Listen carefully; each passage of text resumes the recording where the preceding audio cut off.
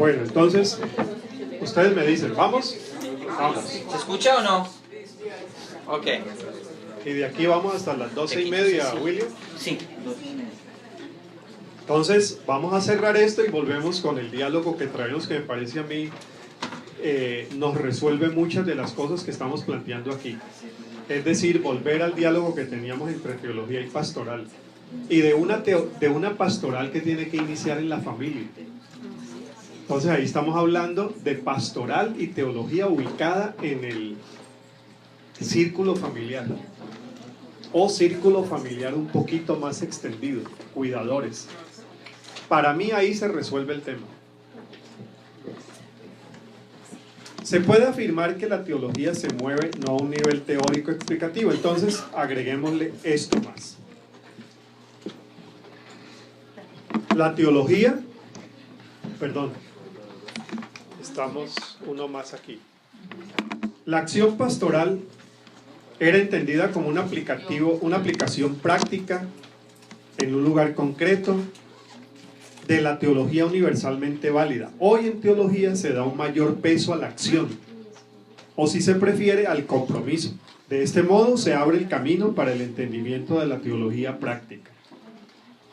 La teología práctica es la reflexión. Este párrafo les interesa a ustedes por su ministerio, porque ustedes están en el campo de la teología práctica.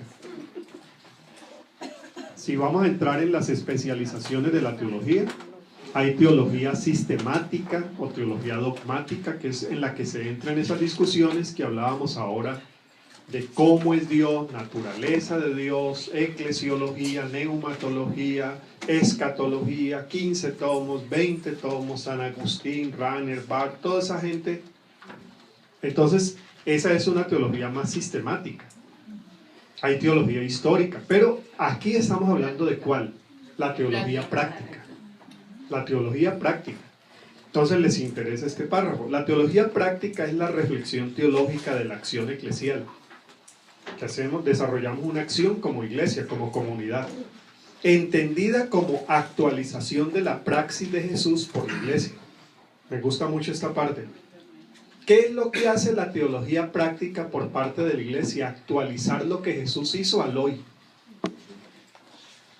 Es decir, lo que hacemos cuando estamos haciendo con niños y niñas todo este trabajo es actualizar el ministerio de Jesús, es decir, prolongar el ministerio de Jesús, que es un ministerio que da libertad, consuela, transforma, acoge, denuncia, sana, restaura. Es una actualización del ministerio de Jesús. Por eso, para hacer ese ministerio se pregunta uno, ¿cómo fue el ministerio de Jesús? ¿Y por qué nosotros terminamos a veces haciendo un ministerio que no se parece tanto al de Jesús?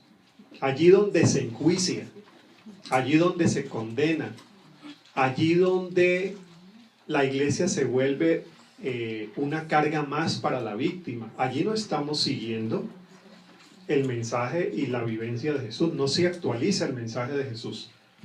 De cara a la implementación del reino de Dios, ¿hacia dónde mira esa teología y esa praxis eclesial? Hacia el reino. Dicho de otro modo, es el esfuerzo reflexivo o teórico que hace la iglesia a través de sus comunidades con la ayuda imprescindible de los teólogos para entender y promover la vida comunitaria cristiana en un mundo más justo y solidario. Reino de Dios, ¿cierto? Valores del reino. Pero algo más. Termino acá para que nos demos el tiempo del diálogo. Teníamos, es lente. Y esto se vuelve clave hoy. Un lente. ¿Qué necesitamos en perspectiva pastoral darle a los jóvenes? ¿El credo para que lo repitan o un lente para que lean? Hay una propuesta de lente. Me parece que es más útil hoy. Pero lo podemos discutir hasta dónde el credo o el texto o los 10 mandamientos de la iglesia te siguen sirviendo como verdad indiscutible e infalible. Hay unos infalibles, hay unos absolutos. ¿Cuáles serían? Y lo vemos ahora, porque me gustó mucho tu participación y la que hiciste aquí también. La teología bíblica nos presenta Perdón. Entonces decíamos, lente, interlocutora y acicate profético. O sea, quien se acerca a la teología no se queda quieto. Te moviliza. Decíamos, hay que tener cuidado porque te vuelve eterno insatisfecho. Como miramos a lo que viene, que es el reino, no nos conformamos con lo que es. Y para saber vivir entre la iglesia que es y la iglesia que debería ser, uno necesita cierto ajuste emocional. Para uno vivir entre la familia que debería ser y la familia que es, ese es un asunto. Hay teologías que te tiran más a la familia que debería ser y te vuelve un intolerante. O hay otras que te tiran a la familia que es, entonces te vuelve un resignado. O la sociedad que debería ser y la sociedad que es. Y si quieren actualizar más el tema, la paz que debería ser y la paz que es. Porque a veces el concepto de paz tan teológico y tan inmarcesible te tira la paz a lo que debería ser. Tanto en movimientos teológicos como en movimientos sociales. Como esa paz que se puede firmar no es la que debería ser, ninguna otra vale. Ahí nos fregamos todos. Pero es esa dualidad. Por eso tiene que venir el aspecto restaurador. Cómo la teología se te vuelve fuente de salud, porque se te puede volver fuente de enfermedad y neurosis. Bastante. Y yo creo que muchos casos de iglesias no necesitarían el psicólogo, necesitarían el teólogo. Sinceramente yo lo creo así. Mire, resuelvan estos asuntos de Dios. Mientras no se resuelven esos asuntos de eternidad, Dios, iglesia, vida futura, lo que es el reino, no hay cómo salir de allí. Bueno, volvemos a mencionar a Juan Stam. Juan me dice, Harold, a veces llega gente, ahora que estoy jubilado y viejo, no tengo mucho que hacer, entonces me llega gente y dice, mire, es que y llegan con problemas psicológicos. Yo digo, yo no soy psicólogo, yo soy teólogo. Y dice, no, lo que quiero es eso. Si usted me resuelve como teólogo eso, yo me voy a ir más tranquilo. Y dice, y he visto salir gente feliz, o sea, es terapia teológica. Por ahí se inventaron alguna vez lo de teoterapia. Eso sería un buen machetico. Lo de teoterapia. Con costarricense. Sí. Entonces, o la teología se te vuelve fuente de salud para disfrutar tu vida, tu sexualidad, tus relaciones humanas, tu participación ciudadana, tu participación política, tu participación eclesial, o te vuelve la vida muy insufrible. Sí, Dios dice.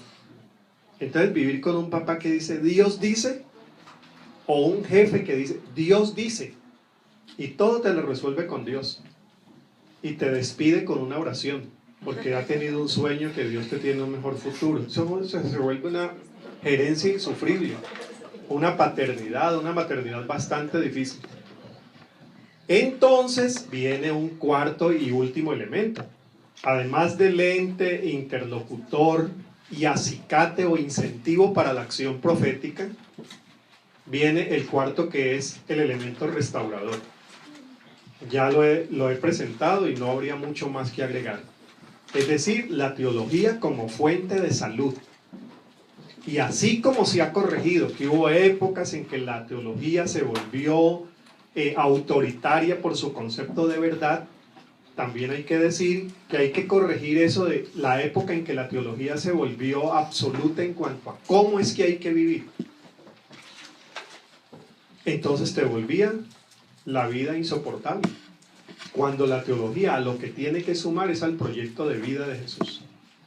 Y si uno lee los 4 evangelios en perspectiva de vida, ¿qué fue lo que Jesús promocionó? Vida. A Jesús le interesaba lo que la gente creyera. Si lo que creía le servía para la vida. Por eso para Jesús el problema nunca fue el ateísmo. Nunca fue el ateísmo. Bueno, y no lo podía hacer en una época en que ateísmo se entendía de una manera distinta. Para la Biblia, nunca el problema de la fe fue el ateísmo. No, eran otros temas. Era la idolatría. Era la idolatría. ¿Cómo convertís ciertas cosas de esta vida en dioses? Entonces el problema era la idolatría. Y también uno pudiera decir ya en esta perspectiva más terapéutica que lo contrario a la fe no es el ateísmo, sino el miedo. Por eso Jesús, cuando mide la fe de los discípulos, las mide en términos de miedo. Hombres de poca fe, ¿por qué teméis? No es el viejo concepto de hombre de poca fe. ¿Por qué no crees que el bautismo es por inmersión? Es decir, hombre de poca fe, ¿por qué crees que Jesús es solo y no Trinidad? No, el problema de Jesús no fue ese. Después viene en el Nuevo Testamento la discusión de los credos y la discusión doctrinal. Pero para Jesús era, lo que usted cree le ayuda a vivir. Si es una fe, una sana doctrina, te tiene que ayudar a vivir mejor. Si esa fe te está acabando la vida y te está haciendo la vida más insoportable del círculo con el que vives, esa no es sana doctrina. Primera y segunda de Timoteo discuten qué es la sana doctrina. Y la discusión no era conceptual, era vivencial. Te ayuda a vivir, te ayuda a ser solidario, te ayuda a humanizarte más, a ser un ser que trabaja sus propias contradicciones humanas, sabe convivir con ellas y con los demás. Es un ser acogedor, tierno, afectuoso, un ser que sabe resolver conflictos, que sabe enfrentarse a situaciones difíciles, resiliente. Ahí hay vida, ahí no hay temor a vivir, ahí hay fe. Entonces era esa fe proyectada en vida. La teología bíblica nos presenta una propuesta, y la propuesta es Shalom, que es paz integral. O sea, la propuesta bíblica es Shalom, que es tener vida completita. Paz es eso, ¿no? En el concepto bíblico de Shalom, entendido como el arte sagrado de restaurar relaciones, sanar heridas, cuidar a los más débiles y devolverles a la creación, o devolverle a la creación su dignidad original. La espiritualidad judía tiene el concepto de restaurar la creación. Es un concepto lindo en la espiritualidad judía. A propósito, si uno entra a ese concepto, yo no recuerdo el término hebreo ahora, pero si uno entra a eso de restaurar la creación en Google, vas a ver muchos iconos de un globo y la gente tratando de remendarle las heridas. Porque en la fe judía se entiende que la acción del pueblo de Dios es restaurar la creación, que fue dejada en forma tan bonita de parte de Dios y la hemos hecho jirones. Entonces, ¿cuál es el propósito nuestro? La misión es restaurar. Todo el concepto de misión judía se define en ese concepto hebreo de la restauración de la creación. El Papa Francisco va por allí ahora, ¿no? Con Laudatio Si, la última encíclica, es restaurar la casa común. Y se mete con temas de restauración no solamente ecológica en el sentido tradicional, sino ecología social, ecología y política. La teología entendida así es un recurso para la restauración terapéutica de nuestras vidas y la transformación integral de nuestras sociedades.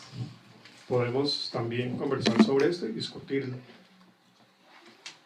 La acción pastoral. No, ahí me devolví. La tarea misionera es la labor de un alfarero, lo que decíamos ahora. En este caso, del Dios que trabaja para la construcción del Shalom. Ya desde el inicio del Génesis, al Señor se le presenta como un Dios laborioso. Es que esta no la colocaron. Ah, ¿no está ahí? No, es que como la anterior la repitieron. Hubo una repetición de copia. Sí, pero vamos a poner todo esto en internet. Sí. Son tres términos muy humanos, los más humanos que se pueden emplear. El Dios que siembra el jardín, el Dios que construye, el Dios que labora, el barro, el alfarero. Son los términos que se utilizan en Génesis. Alfarero, jardinero y constructor. Son 3 términos para rescatar hoy. Si alguien quisiera, por ejemplo, presentar en algún seminario o instituto alguna tesis sobre misión, una misión a partir de las 3 figuras que se usan en Génesis para Dios: alfarero, constructor y jardinero. ¿Te imaginan una misión así? Cuando la misión se hizo fue con conquistador, invasor y otras ores.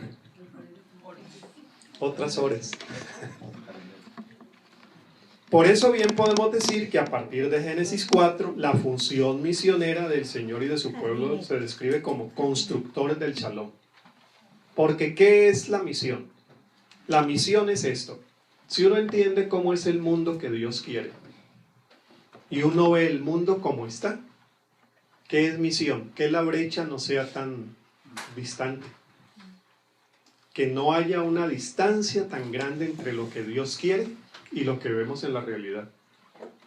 ¿Podremos terminar con toda la realidad de mal? No. Eso viene en un más allá que nos ha sido prometido, donde no habrá llanto ni dolor. Allí donde hoy calmamos el llanto de un niño o una niña, nos estamos adelantando para el mundo que viene. ¿Pero podremos calmar el llanto y el dolor de todos? No. Pero hago mi parte. Entonces la misión va sumando, como jardinero, como constructor o como alfarero. Poco a poco va sumando. Esa es la tarea. Y esa tarea sería muy sanadora, entendida pues de esta forma. Nos podemos hacer esta pregunta. Voy para adelante y esto va para atrás. Cuando conecte el cerebro con el dedo, las cosas van a funcionar mejor. Pensando en la pastoral de la niñez víctima de abuso sexual, ¿de qué manera la teología cumple su función de lente, de interlocutora, de estímulo y de recurso de restauración? Ahí está la pregunta. Ahí está la pregunta.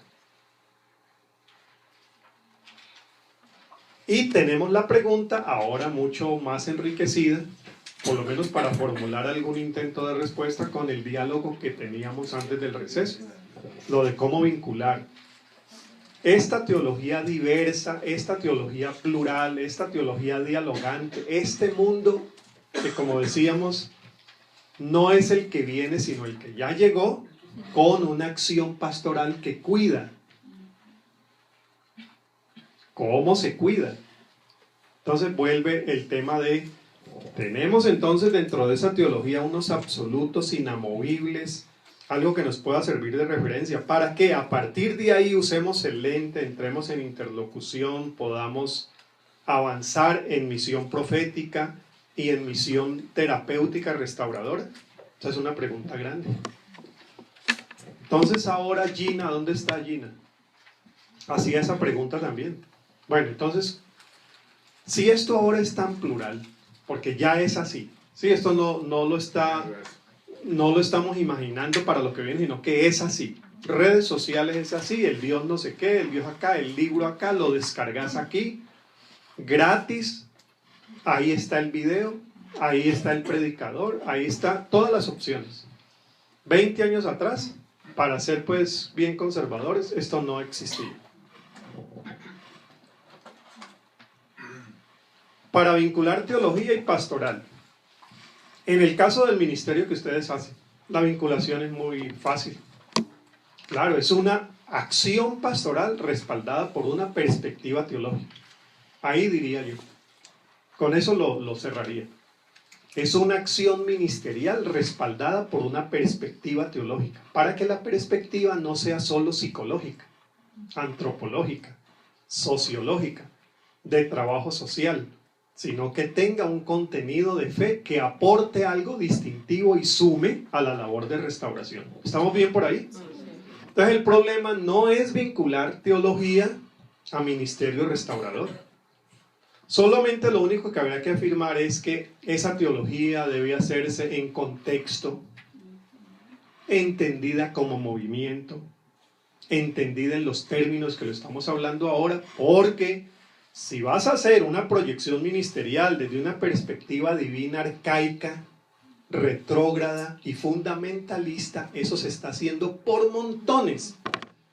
Y nos está dejando gente en la guerra, de todo.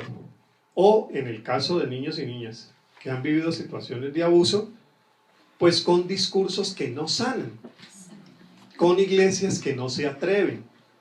Entonces ahí habría que ajustar también un poco cuál es la perspectiva teológica que vamos a usar.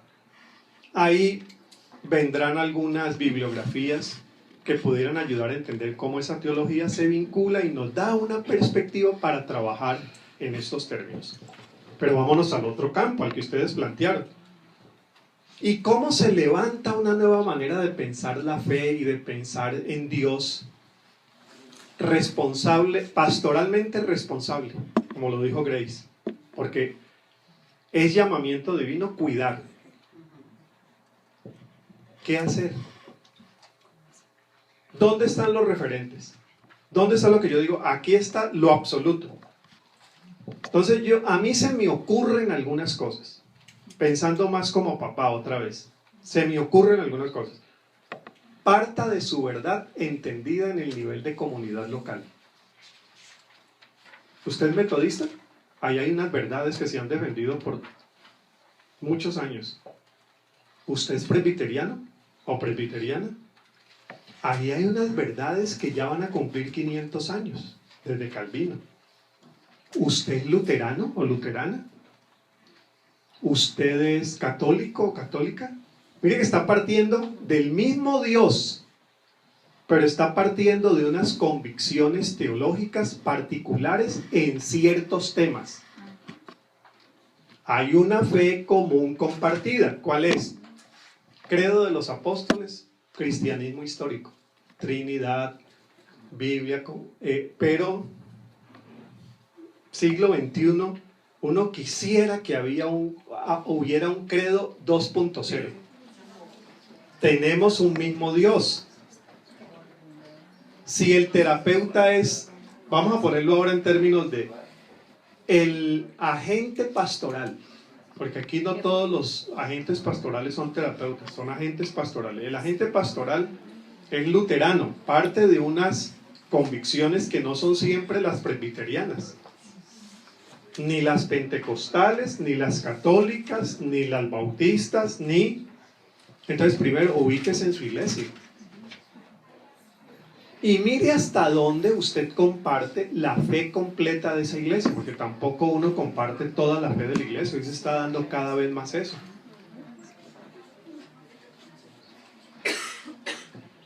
La formación espiritual, la formación cristiana de jóvenes, niños, niñas, se da a partir de esas convicciones básicas. Yo necesito tenerlas. Lo que pasa es que yo no puedo enseñarle a los hijos e hijas que esa es la única forma de ver esos temas y ver ese Dios. ¿Qué le tengo que agregar hoy? Algo que papá y mamá no nos agregaba antes.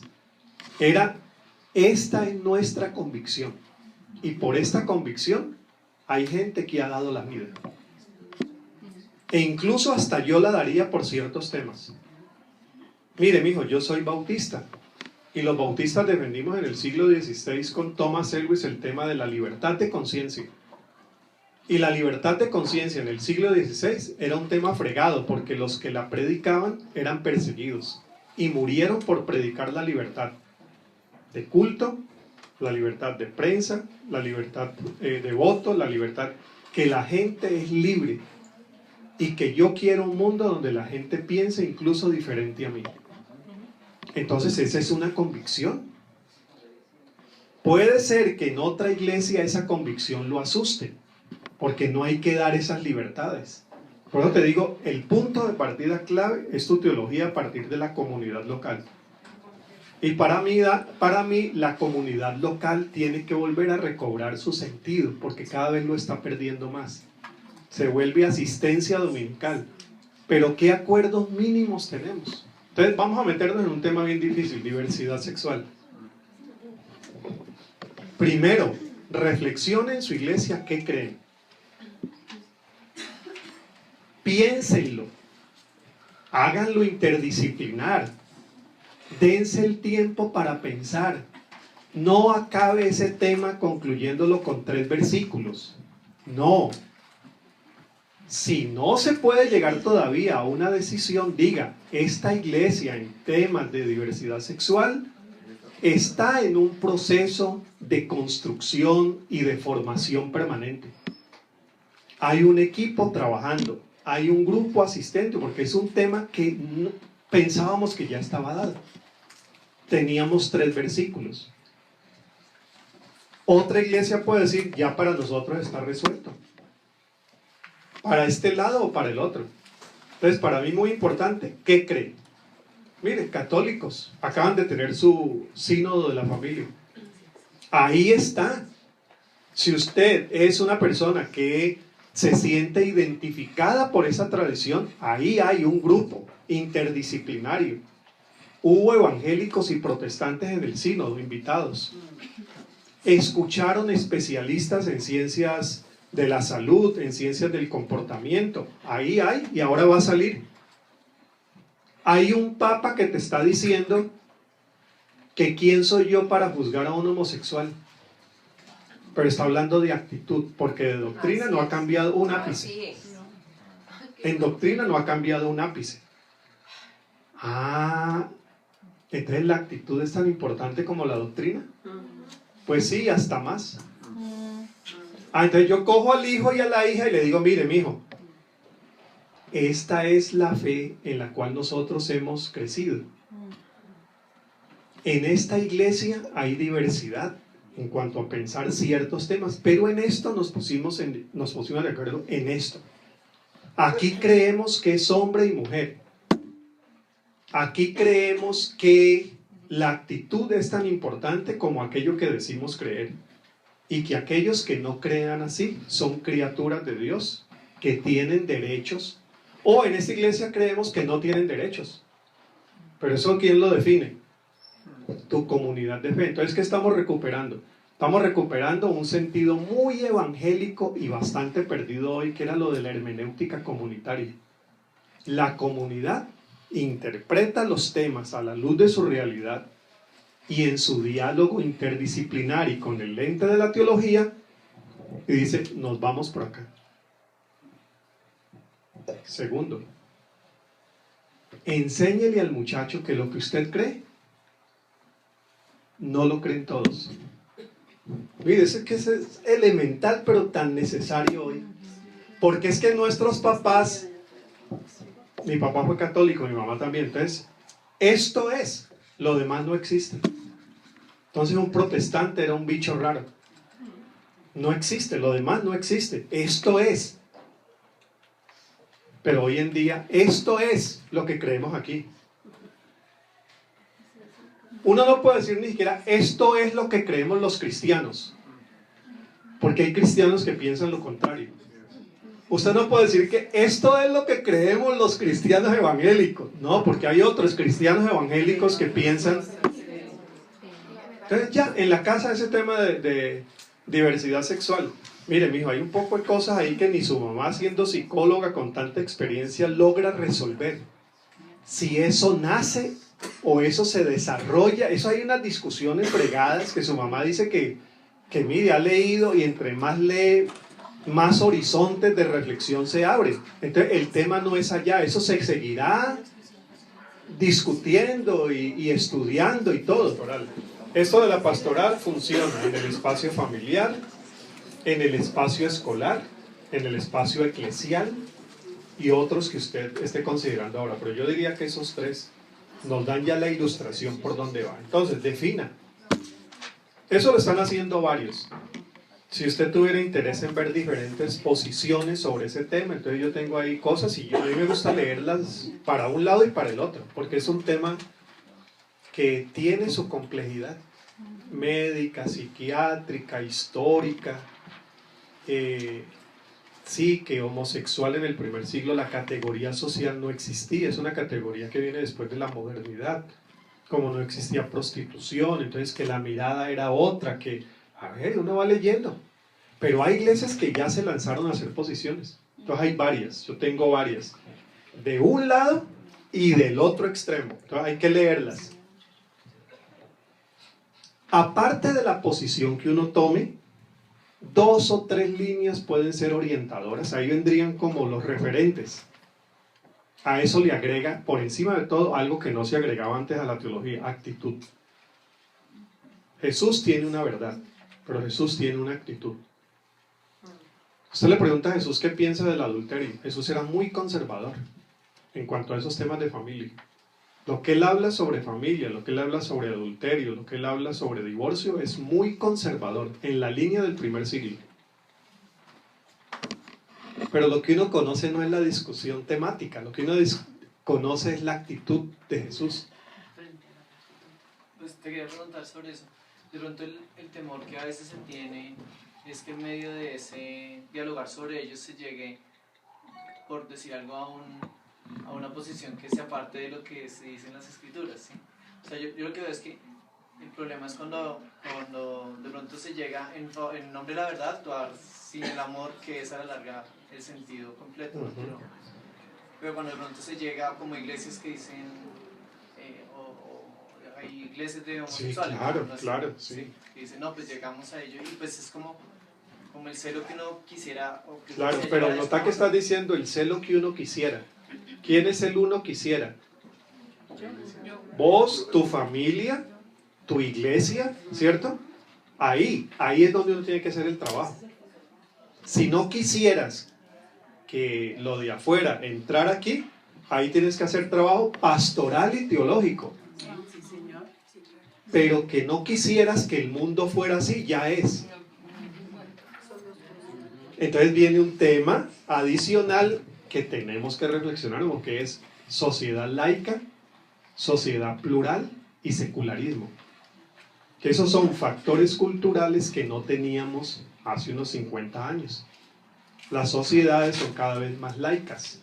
Entonces la injerencia de la religión ya no es tan determinante para términos jurídicos, términos médicos, términos políticos. Antes la iglesia decide todo. Ustedes se acuerdan, aquí ya vemos hay conmigo como unos 7 u 8 que pasamos de los 50 años.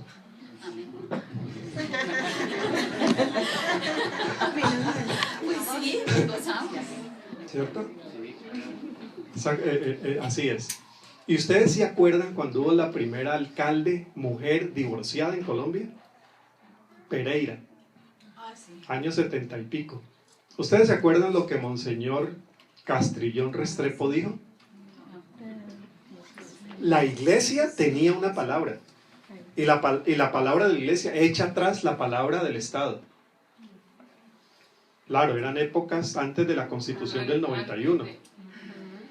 Pero de allá a acá, ¿cuántos divorciados hay? No, y además de divorciados, Ministras. entonces la iglesia, ¿qué quiere? Senadoras. La iglesia quiere recuperar otra vez el poder que tuvo, para que la sociedad viva como la iglesia debería vivir. Perdón, como la iglesia vive y quisiera que todos vivieran. Pero eso es constantinismo. Es decir, la época de Constantino en que a partir del Estado se dicta la vida civil. No, pero hoy hay estados laicos. Debemos luchar por un estado laico. Esa es otra cosa que tiene que discutir con sus hijos. Porque los presbiterianos dicen una cosa, los luteranos dicen otra, los bautistas decimos otra. Los bautistas somos de estado laico y educación laica. Aquí que el Estado no se meta en eso. Separación, iglesia-estado. Lutero no pensó así. ¿Cuál es la verdad de Dios? Entonces vuelve otra vez tu pregunta. ¿Dónde tengo que construir esos referentes? Espacio familiar, espacio personal, espacio eclesial, hasta donde se pueda. Habrá unas personas que no se sienten identificadas con esa posición. Bueno, verán si permanecen en la iglesia, porque también uno puede permanecer donde creen distinto. ¿Ves? Pero vas construyendo referentes a partir de comunidad local. Después de la comunidad local, le agregas la actitud, que ahí es el 95% de Jesús. ¿Qué piensa Jesús? Estábamos con lo del adulterio, sobre el adulterio. ¿Fue flexible Fue muy difícil llegar ahí. Pero ¿cuál fue la actitud? Pero esa actitud invalida la ley, y lo que estaba patrocinando era el adulterio, y lo que estaba patrocinando, no, vete y no peques más, porque mira, ahí hay un asunto más que legal, es un asunto de vida. Pero la actitud de Jesús cubre multitud de pecados. Entonces es la actitud de Jesús. Volvemos al tema de diversidad sexual. Ahí está el Papa con el asunto. Un Papa caliente para el Papa. Entonces, sí, pastor. No sé si habría que pensar en que hay una teología de la creación, donde todo es un mundo ideal, hasta antes de la caída del hombre. Sí. Después hay una teología de la caída, donde el Ahora un hombre poquito. cae y todo el mal que esa caída trae, pero aparece Jesús con la teología de la redención, que creo que suma el hecho de que esa sería la Sí. teología que hay que aplicar hoy, la teología de la redención. Una teología que mitiga el impacto del mal, no que lo erradica. Usted decía, doctor Segura, no vamos a acabar con el mal nunca. Se van a seguir levantando voces a favor de esto, aquello. Y nuestro papel redentivo está precisamente en cómo mitigamos ese impacto tan fuerte en la sociedad, ya sea de diversidad sexual, pero no solamente diversidad sexual, también hay modelos económicos. Eso, ahí está el otro. Ese asunto de la economía es otro tema también para plantear posiciones en la casa, en la iglesia. La Pero postura, son por ejemplo, muchos. la postura ambiental, por ejemplo, Sí. ecológico-ambiental, también tiene una Exacto, entonces me gusta eso. Yo he tomado uno que me asegura que no se me van a dormir, que es el de diversidad sexual, pero hay otros que pueden ser incluso hasta más importantes. Porque creo que en la teología de la redención, la actitud, como usted nos ha dicho hoy, es clave. Sí, Jesús nunca se asombró con preguntas que de momento eran álgidas, temas controversiales. Asumo que si a Jesús le preguntaran sobre el tema del homosexualismo de manera tan directa como a veces nos la preguntan a nosotros, su postura hubiera sido tan conciliatoria como la que fue con el divorcio. sí. Porque de alguna manera él no avaló que la gente se divorciara, pero tampoco entró en no casó una pelea innecesaria. Pero en el centro que estaba la persona humana, la dignidad humana, que mire, el otro puede hacer lo que está al otro lado de mi fe, es un ser humano. Yo no puedo llegar a la Inquisición. ¿Ya? Y hay unas inquisiciones muy educadas hoy en día, pero son inquisiciones. Entonces, vuelvo a tu pregunta. Uno lo que tiene que velar es su espacio. A partir de ese espacio que jugás un rol de sal y luz en la tierra. No de reflector incandescente. Porque lo que se hizo en otras épocas era que esa luz se imponía como reflector a toda la sociedad, y el que no se ajuste a eso que yo considero que es la luz está fuera de la ley. Y se confundió pecado con delito. Que es otro asunto que si deslindamos, nos sacamos inmensidad de problemas teológicos. Mire, un homosexual puede ser pecador, defínalo en su iglesia, pero no necesariamente un delincuente. Nomás entender cositas así ayudan a la luz de una perspectiva bíblica, porque nos escriben a Visión Mundial, mire, queremos que se sumen a la no criminalización de la diversidad sexual en África. ¿Se suman o no se suman? ¿Cómo van a tratar de criminal un homosexual? Pero hace 40 años aquí trataban de criminal un marihuanero. A mí casi me reseñan en el F2 por ese mismo problema. Lo trataban a uno como un delincuente. No, ya hemos avanzado en eso, en otros temas también. Bueno, entonces le pone esa actitud. Frente a eso, ¿qué le pongo? Mire, al muchacho, a la comunidad hay que ponerle este tercer piso, que es, ya definimos posición, ya definimos actitud. Ahora agréguele un tercer piso. El tercer piso es, por más firme que sea la creencia y por más tierna que sea la actitud, el mundo no cree así. El mundo cristiano. Hay otros que tienen otra actitud y se llaman cristianos. Hay otros que tienen otras posiciones y se llaman cristianos. Entonces ahí están unas iglesias que aceptan, otras que medio aceptan, otras que declararon esperar hasta estudiarlo y otras que no aceptan. Yo creo en su mayoría. Mijo, en el colegio se va a encontrar con esa diversidad. Usted tiene que estar listo para una diversidad que uno no tenía hace unos años. Colegio metodista eran todos, colegio bautista eran, colegio católico, colegio marista, eso. No, pero hoy ya no. Entonces, ¿cómo lo voy a exponer? Con el primer y segundo piso sin decirle el tercero. Claro. Porque cuando hay esa única verdad, entonces es lo que pasa, que los hijos o los creyentes dicen, pero ¿cómo es que el hijo de tal persona que es cristiano y hace eso? Entonces hay que enseñarle la diversidad cristiana. Y ahí los biblistas, los que decías que están releyendo la Biblia, hay unos que han hecho unas cosas muy buenas. Por ejemplo, descubren que en el primer siglo no hay cristianismo, hay cristianismos. O descubren que hay una relación fuertemente homosexual entre David y Jonatán. Ya ese es otro tema, claro, pero mira que ese es otro tema. Eso ya es tercer piso. Pero había diferentes posiciones. No es lo mismo la estructura de gobierno que plantea Pablo en Romanos a la que plantea en Tesalonicenses y a la que plantea en 1 Timoteo. No es la misma. Porque hay un movimiento. Entonces, ¿y qué tal el cristianismo oriental? A nosotros nos llegó el occidental. Pero ¿qué pasó los que se fueron de Antioquía para el otro lado? A nosotros nos vino los que escogieron de Jerusalén para Roma. Pero ese otro cristianismo, entonces, mijo, mire, ese también es cristiano. Y es diferente. Y es diferente. Y entonces, eso que lo resuelvan en ese mundo, y ahí estamos en el tercer piso hablando ya de la categoría cultural, pluralidad. Estamos en un mundo plural. ¿Lo vamos a aceptar o no lo vamos a aceptar? No se trata de aceptarlo, no, se trata de vivir en él.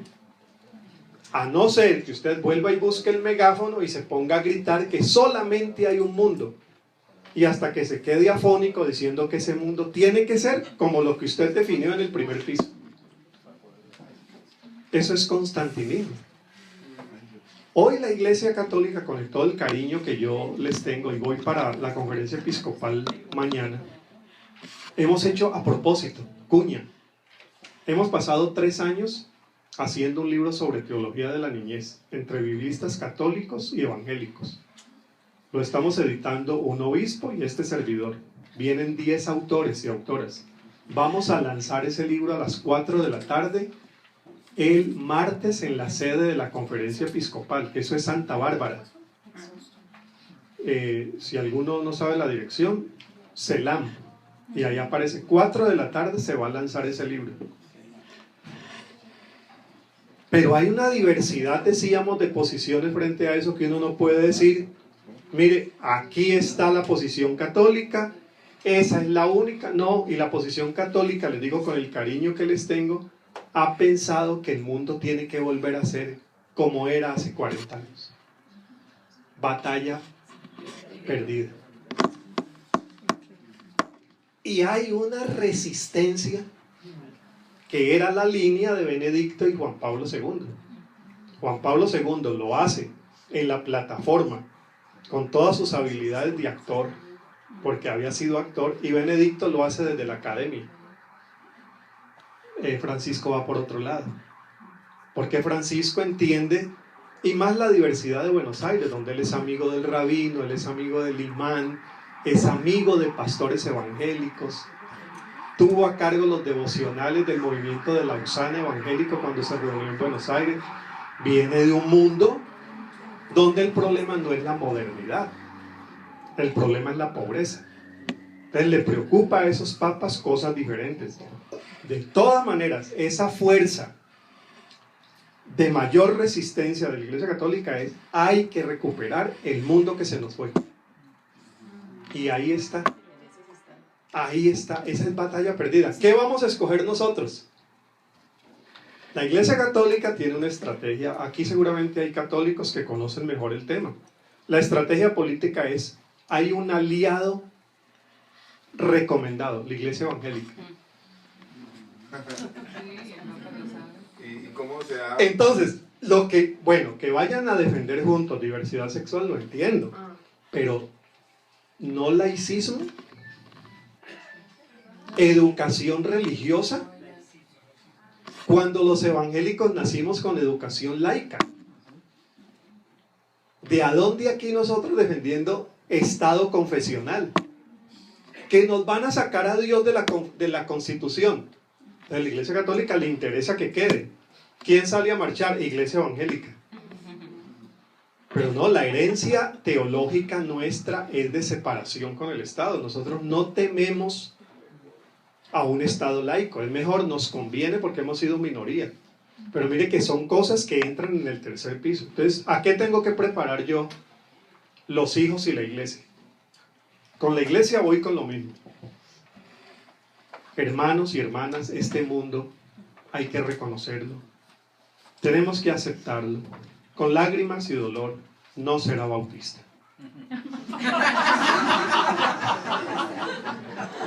Lo intentamos. Hicimos nuestros mejores esfuerzos. Queríamos que este mundo fuera bautista. Pero este mundo no será bautista. Ni pentecostal. Hay más, pero tampoco será pentecostal. Hay unos que piensan que el mundo tiene que ser así. Entonces me protejo para que ese mundo de acá no entre, o me preparo para que desde aquí haya una influencia hacia allá. Esa influencia tiene que ser luz o reflector. Escoja. Para mí es luz, y el que la busque aquí está. ¿Queréis acaso iros también vosotros? El camino está abierto. Algunos responderán: ¿a quién iremos? Solamente tú tienes, venga. Pero ahí hay 10.000 que dijeron: no, hasta luego. Yo no voy a forzarlos. Pero ya después se malinterpretó de si viene la conquista y dice: aquí se convierte a las buenas o a las malas. Entonces hacen bautismos masivos, declaran territorios confesionales por territorio. A partir de hoy este territorio será católico. Pobres indígenas, bueno, pues no entiende muy bien qué es eso, pero a bautizarse todo el mundo. Pero mira que esa es la perspectiva del tercer piso con reflector, no con luz. Entonces viene Bartolomé de las Casas y le informa a la corona: mire, yo he visto cosas que no están muy bien, estamos haciendo cosas que no obedecen al mensaje de Jesús. Yo le voy a plantear 6 propuestas, y le escribe a la corona. Tienen que leerse esa carta porque Bartolomé de las Casas explica cómo evangelizar. Y en el tercer o cuarto punto dice algo, dice: propongo que evangelicemos. Y si estas poblaciones paganas no se convierten, que nos convirtamos, por lo menos nosotros. Había mucha ironía en Bartolomé de las Casas, pero estos hicieron historia, porque se toma el tercer piso como el primero.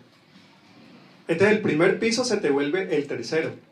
No, este mundo está en convicciones, en actitudes y en decisiones que cada uno toma. Entonces, ¿qué es mejor para la iglesia? Pastoralmente, prepárela para la diversidad. Este mundo no va a ser bautista. El problema no es que sea bautista o no. El problema es que hay niños abusados. Hay niñas violentadas. Hay pobres. Hay injusticia, hay dolor, hay muerte. Hay desigualdad. Explíquele eso además de la Trinidad. Dígale que este es el tercer país más desigual del planeta. Este país es el tercero más desigual del planeta. No puede ser posible. Y en la región el segundo después de Haití. Con el crecimiento económico que hemos tenido. Pero explíquele el modelo económico. Dígale que eso es más grave que si la gente no es bautista. Porque bueno, si se bautiza o no se bautiza, el asunto es que bautizado o no, no tienen con qué comer. Que esto tiene una historia que no se va a resolver en La Habana. En La Habana se va a resolver algo que sí es importante, pero no va a resolver el problema de la desigualdad. ¿Qué es lo que originó la violencia? Entonces lo que dice Caballero, no es Calderón, Caballero, ¿qué es? No, el articulista de semana, Antonio Caballero. Mire, hay que leerse esa columna porque él dice, la firma de la paz no nos pone en el punto final, nos pone en el punto de inicio. Y el punto de inicio es que este país es un país de 200 años gobernados por 40 familias que siguen en el mismo poder. En el mismo poder. Los que buscan la paz y los que no la buscan, son los mismos. Este era el nieto del que fue bisnieto del nieto del abuelo que fue del otro. Y ahí, recorre la historia de Colombia, 200 años. Entonces yo le he dicho a mi hijo, mire, tiene que coger el devocional de John Stott todos los días. Ahí me cuesta. Ahí le llevé la historia de Colombia. Va con la historia de Colombia más adelantado que con John Stott. Bueno, necesita entender los dos porque salió de aquí al año y medio. Le dice, papá, estoy entendiendo algunas cosas, leyendo Campos Londoño, la historia de Colombia. Pero ese asunto es tercer piso, donde la pluralidad yo la vivo con solidaridad. Entonces si el asunto no es de convicciones, vámonos al tercer piso, es de cooperaciones. Y resulta que si lo que me interesa a mí es la restauración de la creación, puedo cooperar con el que no está conmigo en el primer piso. ¿Ven?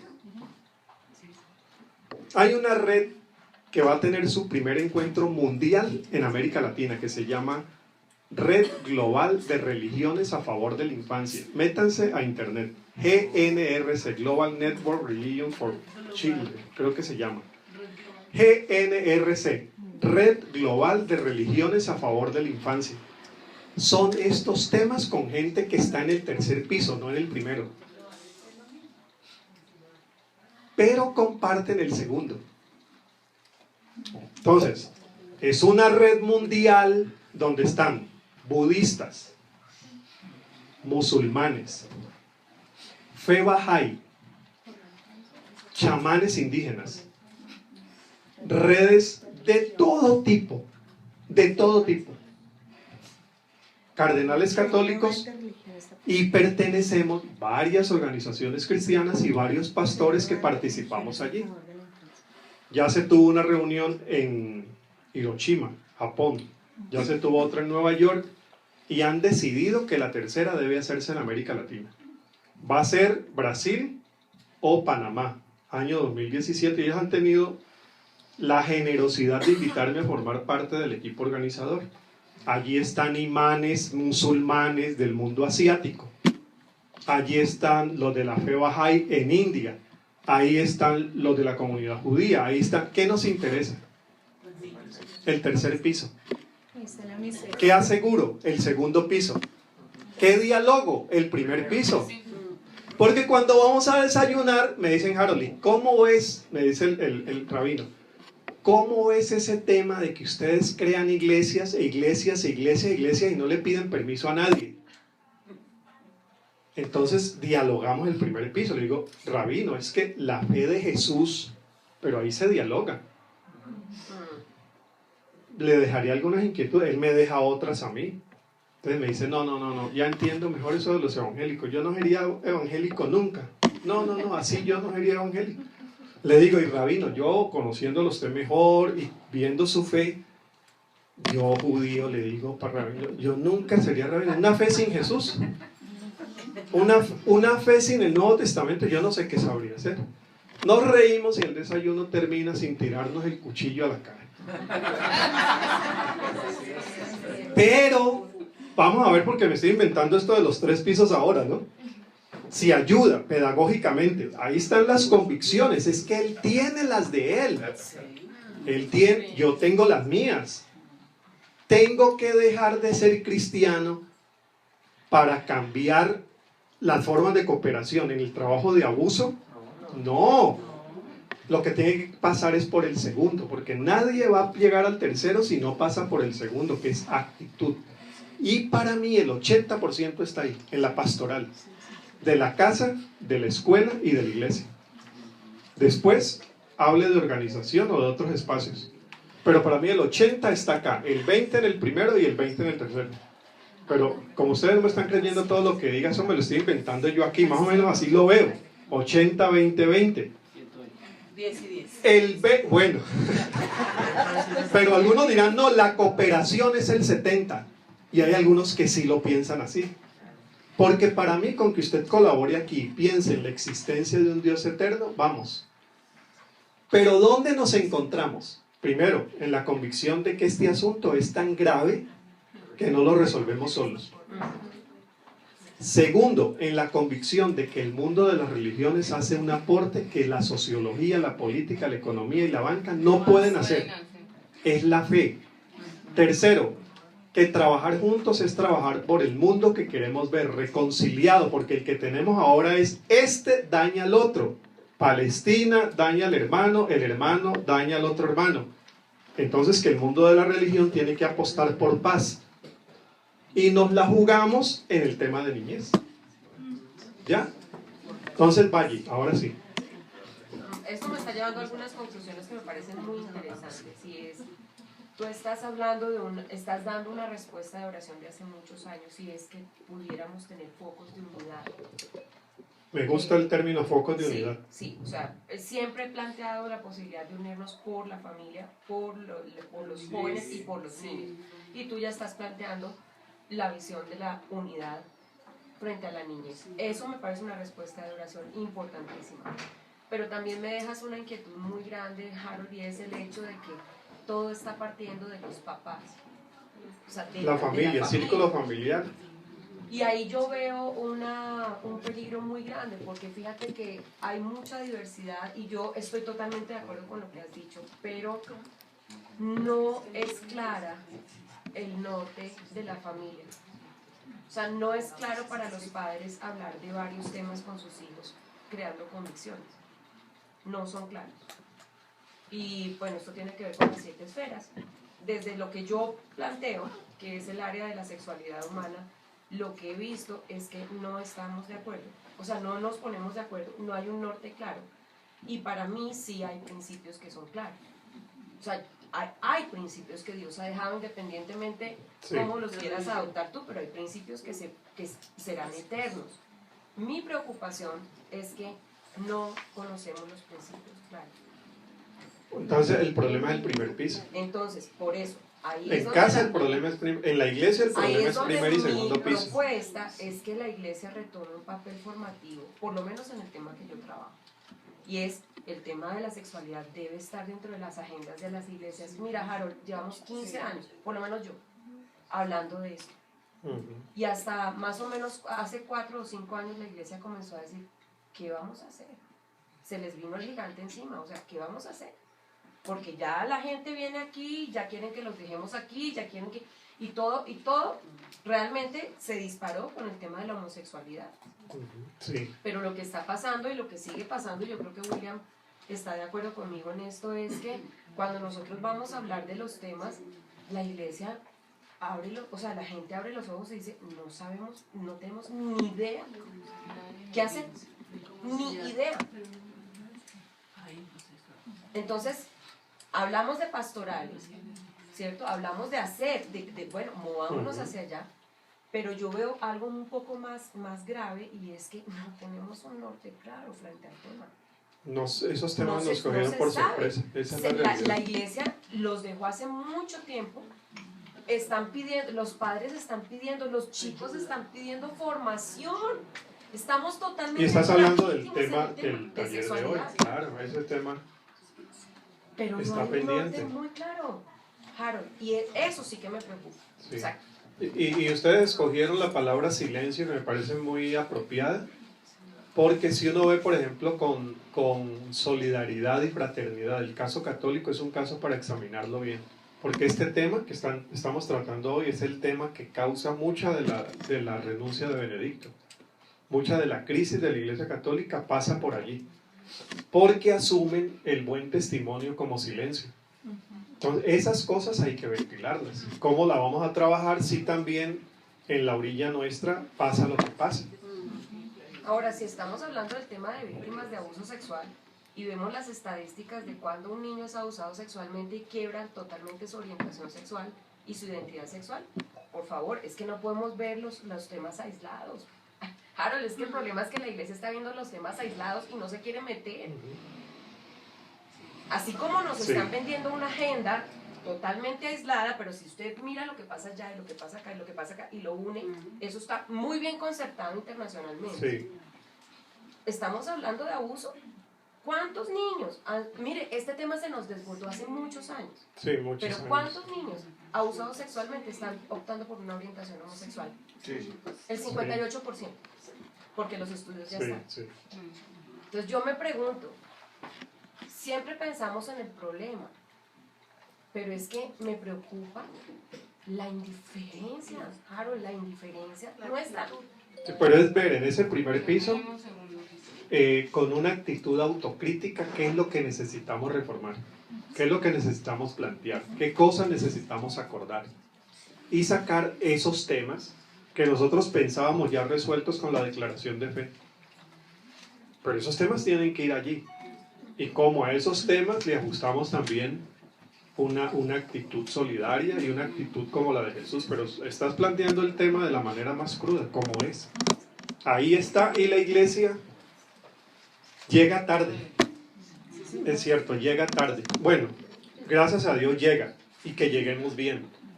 Y lo que estamos considerando en esta primera parte del taller es que lo que hay que, en esa llegada, lo que hay que reacomodar es la teología. Porque la teología que traíamos en temas de niñez, temas de sexualidad y otros más, como es movimiento, no se ajusta a este mundo que es tan distinto y a unas necesidades que estamos descubriendo tarde, pero que llegan ahí. Y en ese diálogo interdisciplinar creo que pudiéramos tener mucha más opción de un ministerio profético y pertinente para el momento. Entonces voy a cerrar aquí en 10 minutitos que tengo para cumplir horario, y si ustedes quieren seguir, yo me voy y ustedes se quedan. No, yo me quedaría con mucho gusto, pero cumplo con el horario. Entonces mire, yo les estoy dejando en el material una guía de estudio bíblico participativo que elaboré y que ustedes pudieran usar con sus comunidades. Busquen la guía, está en la página número por ahí. Estaba en Ecuador y le pregunto a un peruano amigo, ¿dónde queda tal cosa? Y él me dice, ya le voy a decir, mire, se va por acá, repito, por esta avenida, y en cierto lugar cruza a la derecha. Sí. El que dice reprender o atender, en cierto lugar está. Reprender o atender. Vamos a hacer solamente una entrada al texto muy rápido, porque lo que quiero es dejarles la guía para que muchas de estas cosas ustedes la planteen en un grupito pequeño. La tarea que yo quisiera es esta. Puede hacerlo en familia, puede hacerlo en la escuela dominical, puede hacerlo en grupos pequeños en su empresa o en su institución, en su ministerio. Quien tenga esta guía no necesita más sino irla desarrollando, porque no es una exposición, es una metodología participativa. Y comienza con el planteamiento del tema y va avanzando con las preguntas. La función suya es leerlo antes para saber por dónde vamos y controlar el tiempo. Y sobre todo, no dominar la palabra, sino que asegure que va a ser participativo. El texto es el texto de Marcos 10, del 13 al 16. ¿Quién nos lee este texto que está allí en la pantalla? Perdón. ¿Traían niños a Jesús? ¿Qué es ese? Sí, traían niños a Jesús para que él los tocara, pero los discípulos lo reprendieron. Cuando Jesús vio esto, se indignó y les dijo, dejen que los niños vengan a mí, no se lo impidan, porque de los que son como estos es el reino de Dios. En verdad les digo que el que no reciba el reino de Dios como un niño, no entrará en él. Y tomándolos en los brazos, los bendecía, poniendo las manos sobre ellos. Les recomiendo llevar varias versiones de la Biblia. El texto es muy rico y puede ayudar mucho. ¿Alguien más que nos lea el mismo texto, por favor? Traían a Jesús para que él los tocara, pero los discípulos le reprendieron. Cuando Jesús vio esto, se indignó y les dijo, dejen que los niños vengan a mí, no se lo impidan, porque de los que son como estos es el reino de Dios. En verdad les digo que el que no reciba el reino de Dios como un niño no entrará en él. Y tomándolos en los brazos, los bendecía, poniendo las manos sobre ellos. Por lo general, cuando se lee el texto con estas metodologías, las lecciones vienen del mismo grupo.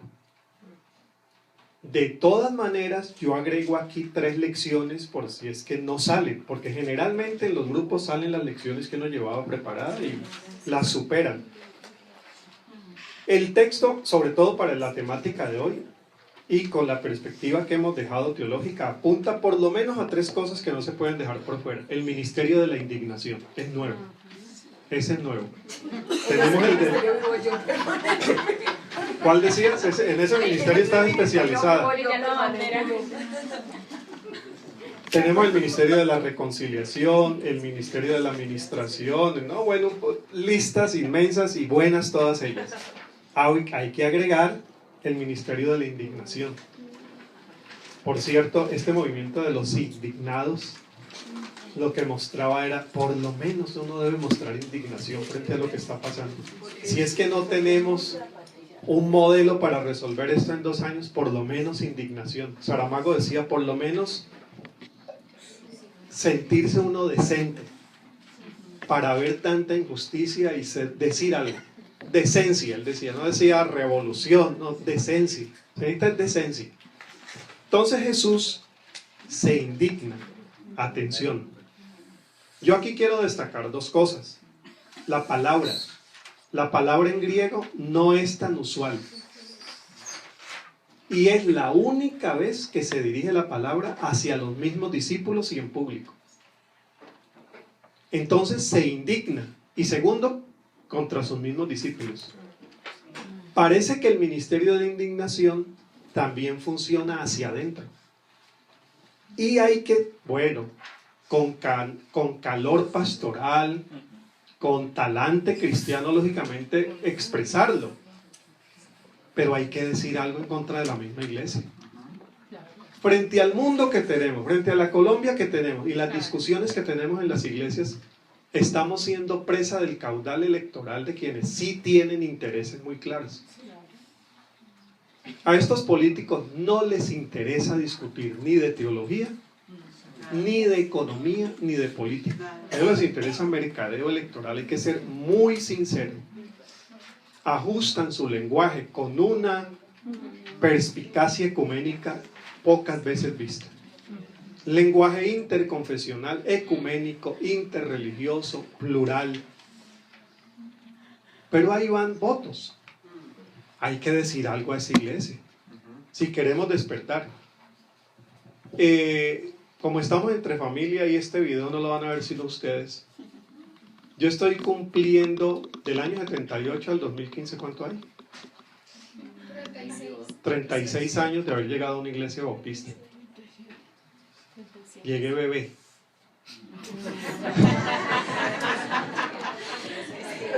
Era la época del plan 1+1. Si cada cristiano evangélico gana otro, en un año tendremos el doble. Y en 12 años, decía el pastor, Colombia sería bautista. Entonces ya después de 36 años, uno se sana por las decepciones que va teniendo. La decepción te sana, ya no puede ser posible. Sí, después de los 40 hay cosas que ya tiene uno que ser muy cándido para seguirlas creyendo. El hijo perfecto, la esposa perfecta, uno perfecto, la iglesia perfecta. No, uno se va ajustando y a eso le llaman se va volviendo más sabio.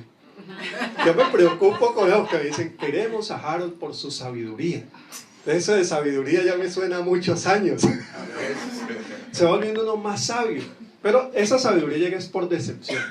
Entonces yo les voy a plantear unas decepciones, o por lo menos una que para mí, yo no tengo mucha esperanza en esta iglesia. Yo no tengo mucha esperanza de seguir creyendo que la iglesia evangélica es el factor de transformación de América Latina. No lo veo. Y mejor me voy ajustando a qué sí se puede hacer. Porque sí hay remanentes proféticos. Donde como la sal y la luz se mueve. ¿Cuántos años llevas indignándote? 15. ¿Pensás que se va a lograr en 5 años la iglesia que habías soñado hace 15? No, ya te vas ajustando. Pero renuncias, Sí, estaba pensando en eso, tú ya libraste el proceso, yo voy. pero renuncias a tu sueño. No, lo ajusta, que es lo que hace Jesús. Por eso Jesús es un desconfiado sistemático. Él no es un cándido frente a la realidad. Señor, yo te dejo todo, pero yo no te niego. ¿Qué te voy a creer? No necesitas decir eso. Yo te amo gratis. ¿Me vas a negar? Te amo gratis. Señor, yo no. Es decir, Jesús conoce más a Pedro que Pedro a sí mismo.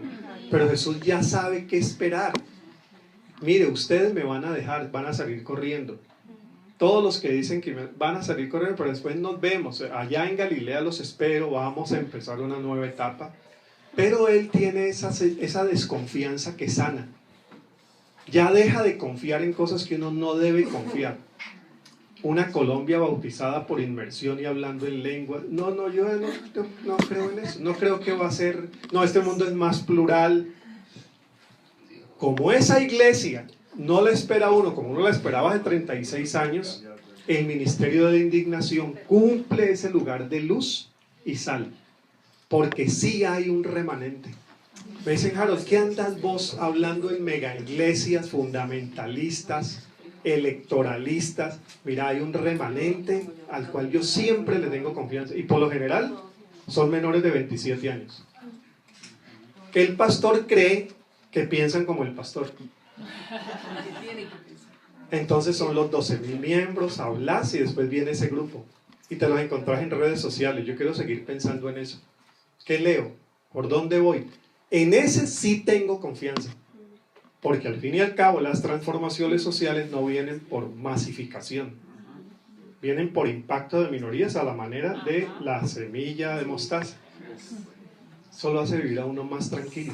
Lo hace vivir a uno más tranquilo. Ministerio de indignación. Segundo, la apología en el texto. ¿Apología qué es? Apología es la vieja ciencia de la defensa de las doctrinas que se creen son las correctas y las bíblicas.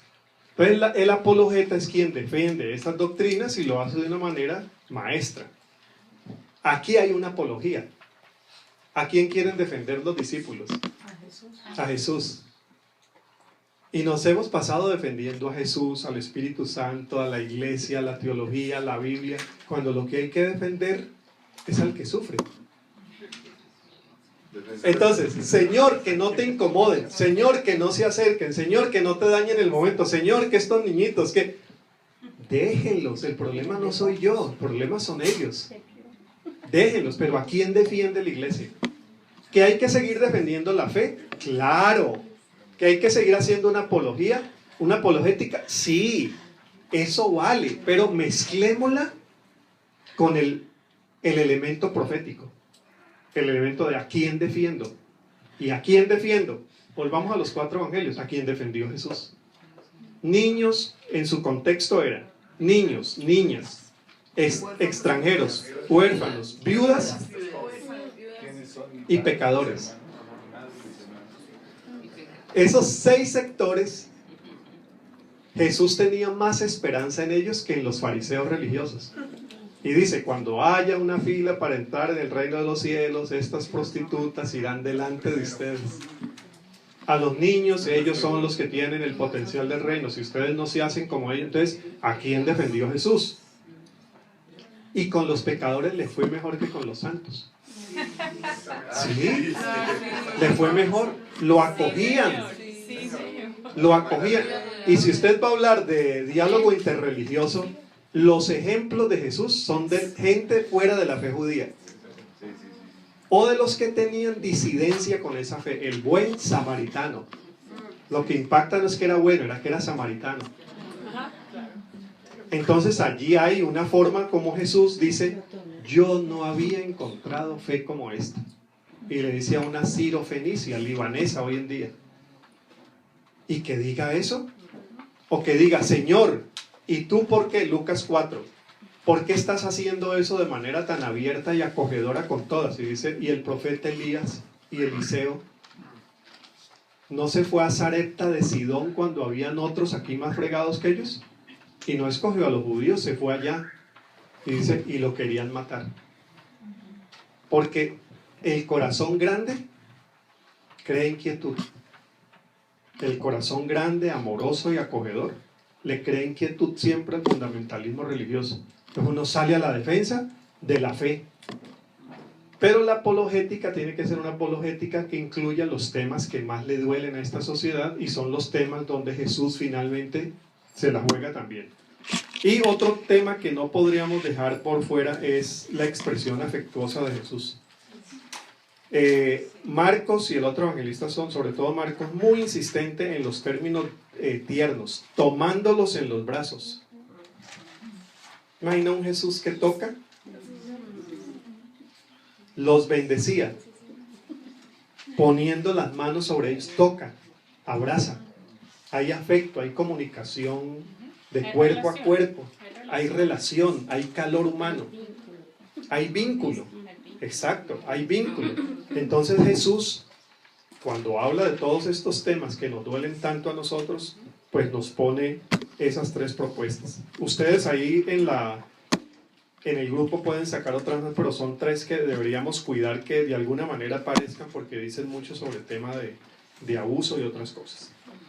Ahora, por ahí en otro lugar del manual ustedes se van a encontrar ya antes que el que vimos algo que les voy a dejar referenciado, que es esto. Dejen que los niños vengan a mí.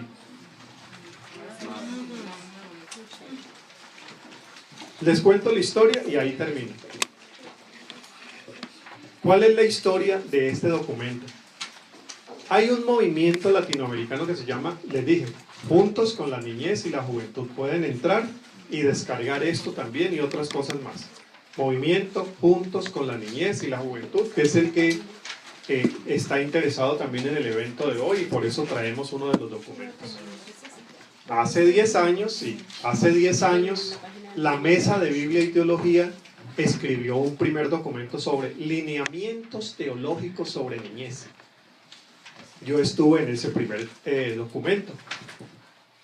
Pero han pasado 10 años y como dijiste, tu nombre es Adriana, ahí la pusiste muy bien. Movimiento, como es movimiento, 10 años después, el texto puede ser muy bueno, pero hay otras cosas que van entrando, apareciendo y dijimos, no necesitamos una segunda edición, necesitamos otros lineamientos teológicos. Entonces conformamos un grupo que tuve el privilegio de coordinar, donde estaban el doctor Edesio Sánchez, que es un mexicano, experto en temas de Biblia del Antiguo Testamento, Ruth Alvarado, que es una biblista y abogada, que trabaja con Paz y Esperanza en Perú, Nicolás Panoto, que es un cientista social, Ángel Manso, que es rector del seminario en Guayaquil de la Alianza Cristiana y Misionera, y este servidor. Hicimos un marco teológico con lo que se supone que hoy son como los temas que más duelen. Después lo enviamos a 3 eventos grandes regionales, uno en El Salvador con 120 personas, discutámoslo, que le reformamos, después nos volvimos, pasamos año y medio haciendo el documento tan pequeñito. Después un grupo de jóvenes y señoritas para que vuelvan y lo revisen. Eso salió hace 3 meses. Ahí está. Pero al final le dijimos a la Universidad Nacional de Costa Rica, con 2 pedagogos, que hicieran una mediación pedagógica. Es decir, póngannos ese documento con 4 o 5 dinámicas participativas para grupos que los quieran revisar. Entonces hicieron algo que al final del documento se llama 5 encuentros participativos. ¿Los ven? En la página 19. Mírenlo allí. ¿Lo ven? ¿Sí lo encontraron? Elementos que se deben tener en cuenta. Mire, limpie bien el sitio, espere la gente a tiempo, todo se lo van dando ahí parte. Recomendaciones, siga la página 22. Recomendaciones para el que facilita los encuentros, más recíbalos así, no domine la palabra. Página 23, materiales necesarios para llevar adelante cada encuentro. Y ahora sí viene el contenido de los encuentros, página 24 y 25. les vas a enviar los PowerPoint por internet, porque yo dejo un PowerPoint presentando todo el documento. En la copia aparecen superpuestas las frases, porque en el PowerPoint una frase viene y cuando viene la segunda se quita la primera y sale la segunda, pero en la fotocopia no llega ahí. Entonces mejor que la tengan en la copia original, la copia digital. Primer encuentro, página 25. Sencillísimo. 1, 2, 3 pasos. Porque todo se hace a partir de una una gráfica que está en la página 26. ¿La ven?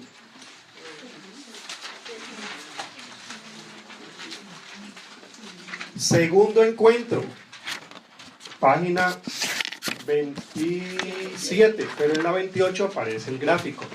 Mire ese gráfico de la 28 tan bueno. Formas de violencia, incluyendo la predicación. Sí. Estos caricaturistas cuando son pedagogos lo ponen a uno en problemas. El papá que le pega al otro, el acoso parece, ¿cierto? El ángulo inferior derecho. La maestra que quiere tener toda la autoridad. Bueno, en fin. Viene el cuarto encuentro. Tercero. Ahí viene otro gráfico y después en la página 31 el cuarto encuentro con su respectivo gráfico y un quinto que les insistí que pusieran como un resumen. Ahí les queda eso. Ahí les queda eso.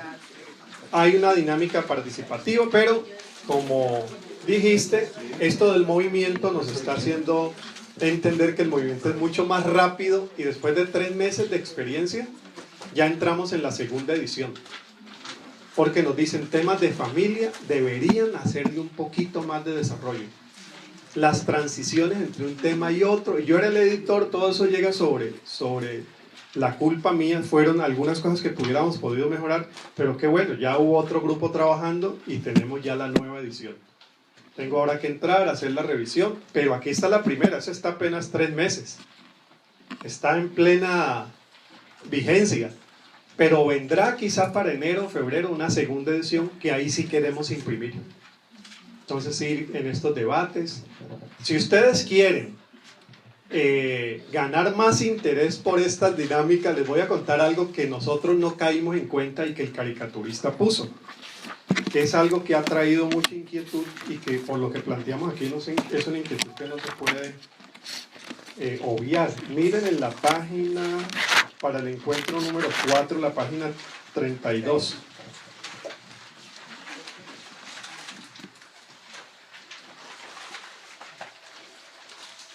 A uno lo ponen a mirar el texto en sentido de derechos. ¿Notan algo ahí? 32. Tenemos derechos. Juego, estudio. Sí, que van 2 hombres cogidos de la mano. Ahora, la intención del pedagogo no era poner una posición, era dibujar qué es lo que estamos viendo. Hay ciudades donde eso no se está viendo tanto, hay otras donde más. Ciudad de México, por ejemplo, abierto. Bueno, no sé cómo está Bogotá. ¿Sí? Hay una ciudad, entonces el caricaturista dijo, aunque ustedes no trataron ese tema desde perspectiva de derechos, hay que ponerlo por si surge alguna reflexión, porque es lo que estamos viendo, es lo que se ve. Él lo pone solamente así, pero vamos a ver si en la segunda edición quitamos ese elemento porque puede ser distractor. ¿Sí? Porque el tema es delicado, pero ahí les dejo para que...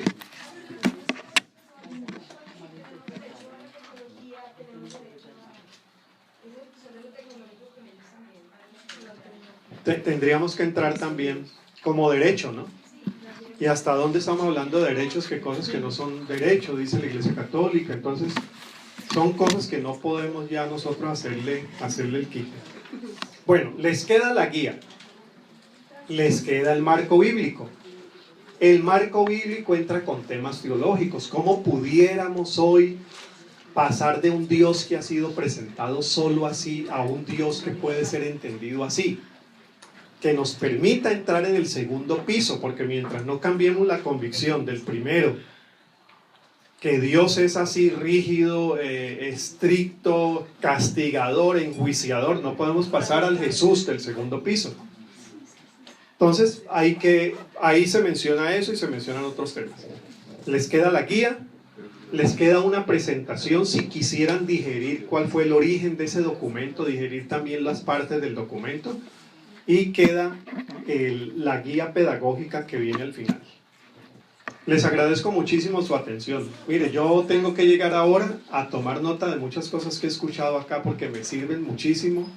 Les agradezco porque, como les decía también iniciando, son personas que vienen con trayectoria muy extensa, algunas de ustedes, trayectoria muy extensa en el servicio a la niñez, en el servicio a la iglesia, que es una iglesia en la cual yo no tengo toda la esperanza de hace 36 años, pero tengo más amor que el que le tenía hace 36. Esta iglesia evangélica es limitada, imperfecta, escurridiza en muchos temas, interesada, pero es la iglesia. Y si Cristo la amó como es, yo a esta iglesia me debo. Esta iglesia me ha formado, me ha amado, me ha acogido cuando llegué a la iglesia. Mi amor ha crecido por esta iglesia y ustedes son parte de esa iglesia y de mi amor. Que Dios les bendiga, les acompañe, vuelvan a invitar.